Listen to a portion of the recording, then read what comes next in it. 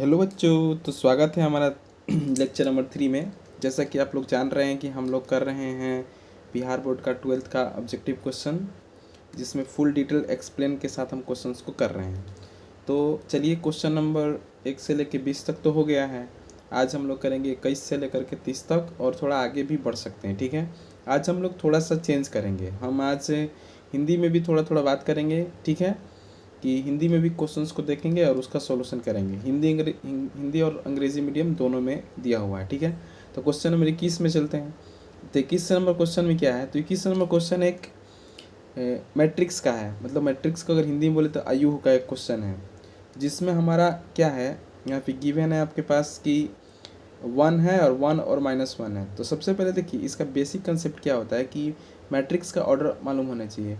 इसका जो ऑर्डर से ये 1 × 1 का है और ये 1 × 2 का मैट्रिक्स है। तो जब भी मल्टीप्लाई किया जाता है तो फर्स्ट वाला का कॉलम, ठीक है, और सेकेंड वाला का रो बराबर होना चाहिए। तो फिर जो बचता है 1 और 2, वही उसका जो मेरे पास मैट्रिक्स का मल्टीप्लाई करने के बाद निकलेगा, वही मेरे पास आंसर आएगा। तो 1:2 का आने वाला है मैट्रिक्स। ठीक है, तो देखिए, फर्स्ट रो फर्स्ट कॉलम को मल्टीप्लाई करते हैं। तो फर्स्ट रो फर्स्ट कॉलम को करेंगे तो -1 का अगर 1 के साथ करेंगे तो -1 आएगा, और -1 का अगर -1 के साथ करेंगे तो 1 आएगा। तो -1 और 1 ऑप्शन नंबर बी में है, इसीलिए B option is right answer. चलते हैं क्वेश्चन नंबर 22 की तरफ, 22 की तरफ। देखिए, इसमें क्या कंसेप्ट होता है, मतलब मैट्रिक्स में एक कंसेप्ट होता है कि जब अगर किसी मैट्रिक्स में अगर हम लोग मल्टीप्लाई करते हैं और कोई भी नंबर मल्टीप्लाई करते हैं, तो मैट्रिक्स के जितने भी एलिमेंट्स हैं उन सारे एलिमेंट्स में मल्टीप्लाई हो जाएगा। मतलब जो 3 है, 3 अगर इस मैट्रिक्स में मल्टीप्लाई करना है तो 3 सारे एलिमेंट्स में होगा। तो 3 का अगर 7 से करेंगे तो 21 आएगा, 21 आएगा। उसके बाद 3 में -2 से करेंगे तो -6 आएगा, और 8 में 3 से करेंगे तो 24 आएगा। 3 में 0 0, तो 21 -6 24 और 0। तो 21 -6 24 और 0 ऑप्शन नंबर सी में आपको दिख रहा है। तो इसीलिए ऑप्शन क्या हो जाएगा? सी इज राइट आंसर। अब चलते हैं क्वेश्चन नंबर 23 की तरफ। तो 23 में क्वेश्चंस में क्या है, तो ये एलपीपी का एक क्वेश्चन है, लीनियर प्रोग्रामिंग का। यहाँ पे अवरोध दिया हुआ है x + y लेस देन हमारे पास 25, और x 0 से बड़ा हो, y 0 से बड़ा हो, और ये वैल्यू जो है 2 नहीं, यहाँ पे z दिया है, ये वैल्यू z दिया है। ठीक है, देखिए नीचे हमारे पास दिया है कि z का वैल्यू उतना दिया है। देखिए, जब भी इस तरीके का सवाल होता है तो हम लोग ग्राफ बनाते हैं। ठीक है, x + y लेस देन अगर 25 है तो इसका अगर ग्राफ बनाया जाए, तो इसका ग्राफ बनाने के लिए देखिए, सबसे पहले x का वैल्यू 0 रखेंगे तो y का वैल्यू 25 आएगा। तो मान लीजिए ये वैल्यू हो जाएगा 0,25 हो गया, और अगर हम y का वैल्यू 0 रखते हैं तो x का मान 25 आएगा, तो ये आएगा 25,0। तो यहाँ से हमारे पास एक ग्राफ बनेगा, ये वाला वैल्यू एक ग्राफ बनेगा, ये मेरे पास एक लाइन आया। ठीक है, जब ये मेरे पास लाइन है तो अब थोड़ा सा रुकिए, कॉलम चेंज कर लेते। ठीक है, तो अब यहाँ पे क्या है कि x लेस देन 25 है, मतलब ओरिजिन को सेटिस्फाई करेगा। 0 तो ओरिजिन, तो ओरिजिन की तरफ ये मेरे पास लाइन है। और एक और चीज़ है कि x 0 से बड़ा हो, तो x 0 से बड़ा हो, तो x 0 से बड़ा किधर होता है? इधर होता है।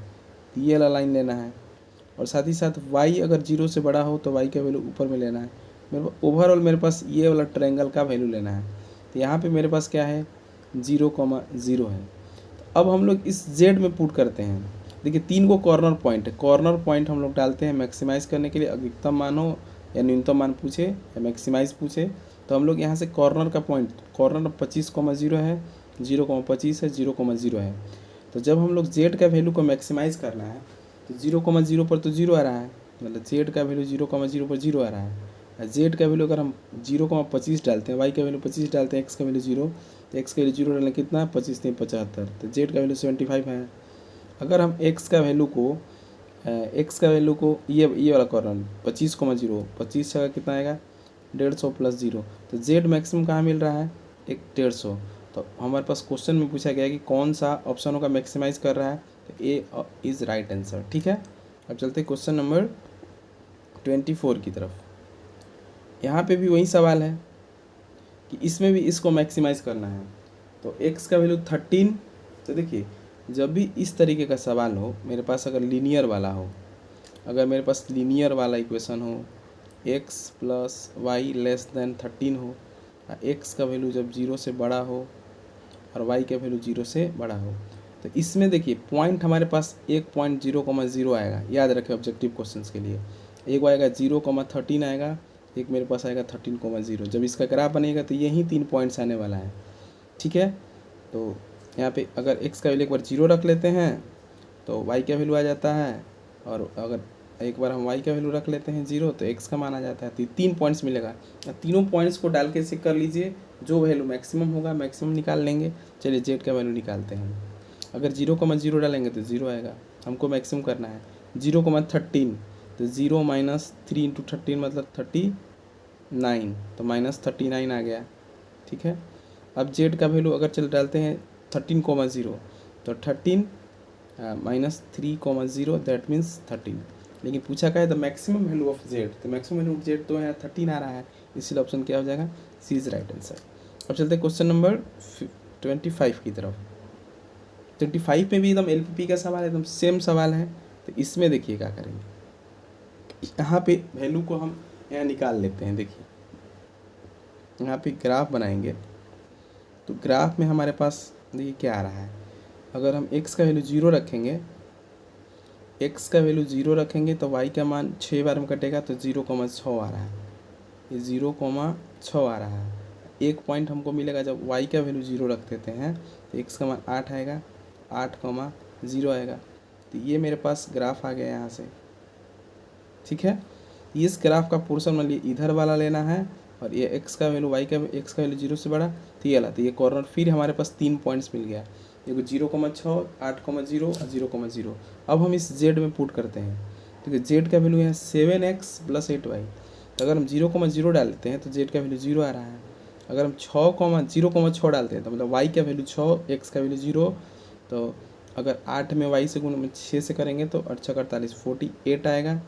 और हमारे पास अगर हम 8,0 डालें तो 7 × 8 56 आएगा।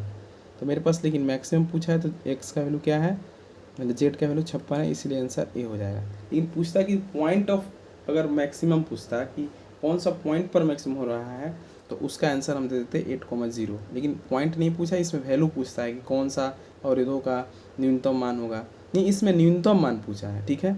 जिसमें न्यूनतम पूछा है तो न्यूनतम मान कितना आ रहा है, 0 आ रहा है, इसीलिए ऑप्शन क्या देगा, सी देंगे, ठीक है। सी ऑप्शन को आप सही कर लेंगे क्योंकि इसमें न्यूनतम पूछा गया है।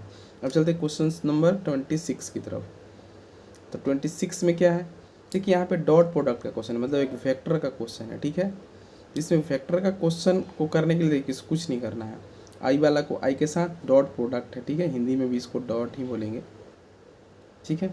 तो डॉट प्रोडक्ट क्या है, आई के साथ गुना करेंगे कितना आएगा, 2 में अगर 1 से करेंगे तो 2 आएगा, प्लस अगर जे के साथ करें तो -3, इधर जे तो है ही नहीं है इसीलिए लिख देंगे 0, और इधर के नहीं है, इधर के है तो इधर 0। तो इसका मतलब सिर्फ आई कैप इधर है तो इधर भी आई है तो गुना होगा, लेकिन नहीं होगा, ठीक है। इसलिए आंसर क्या हो जाएगा, ए आंसर हो जाएगा, 2 आंसर हो जाएगा, ठीक है। अब चलते क्वेश्चन नंबर इतना पे। अब हमारे पास पूछा गया है कि मॉड x का वैल्यू अगर 1 से छोटा हो, क्या हो, मॉड x का वैल्यू 1 से छोटा हो। देखिए ये आपके पास ITF का क्वेश्चन है, इन्वर्स ट्रिग्नोमेट्रिक फंक्शन का है, ठीक है ना। तो इसमें पूछा गया है 2 tan इनवर्स x का फॉर्मूला क्या हो, ठीक है। तो आपके पास इसका आंसर देने के लिए देखिए, अगर यहाँ पे साइन वाला ऑप्शन नंबर बी जो होगा राइट आंसर होगा। इसका 3 फार्मूला होता है, देखिए इसका तीनों लिख देते हैं। अगर लिखेंगे तो साइन इनवर्स 2x/1 + x²। अगर इसी चीज़ का अगर कॉस में लिखा कॉस इनवर्स तो 1 - x² अपॉन 1 + x², ठीक है। और इसी का अगर हम tan में लिखें तो tan इनवर्स में क्या होता है 2x/1 - x², 1 - x²। लेकिन आपके पास ये वाला हमको दिख रहा है, ऑप्शन नंबर कौन है, बी में, ये वाला नहीं। अगर यहाँ 1 - x² होता है, यहाँ 1 - x² होता तो ये आंसर हो जाता, और tan में है तो यहाँ पे 1 - x² नीचे होना चाहिए था, इसीलिए option number B is right answer. अब चलते क्वेश्चन नंबर 28 की तरफ बढ़ते हैं। 28 में क्या है, तो कॉट इनवर्स x का मान निकालना है, ठीक है। तो एक चीज़ आपको रिजल्ट जाननी होगी कि हम जानते हैं कि tan inverse x plus cot inverse x is equal to π/2। लेकिन हमसे पूछा गया कॉट इनवर्स क्या होगा, तो π/2 में से हम tan इनवर्स x को घटा लेंगे, मतलब यहाँ से अगर हमको चाहिए कॉट इनवर्स एक्स तो पाई बाई 2 माइनस ये, तो option C is right answer. अब चलते हैं क्वेश्चन नंबर 29 की तरफ। तो हमारे पास ये जो फॉर्मूला है tan inverse x plus y 1 minus x y, तो tan inverse x plus tan inverse y का फॉर्मूला है, ये फार्मूला ही होता है, इसका फार्मूला ही ये वाला जो है इसका फार्मूला ही होता है tan inverse x plus y upon 1 minus x y. ठीक है,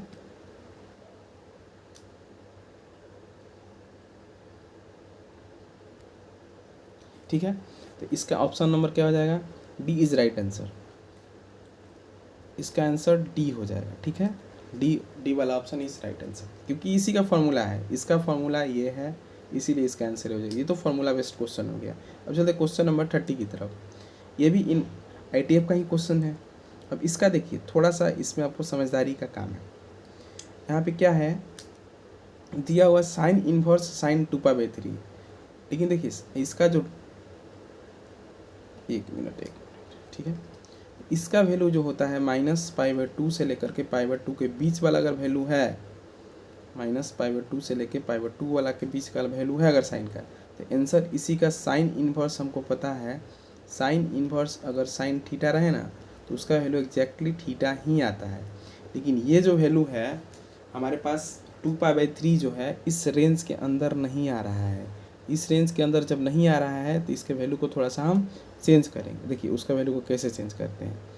इस वाले वैल्यू को क्या लिख सकते हैं, देखिए इसको हम लिख सकते हैं साइन इनवर्स, इसको लिखेंगे sine pi minus π/3, sine pi minus π/3।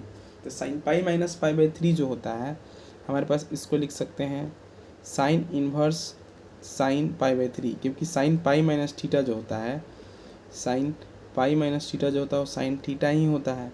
इसीलिए अब बताइए sine inverse sine theta that means π/3, इसीलिए आंसर क्या आ जाएगा π/3। Option number A is right answer.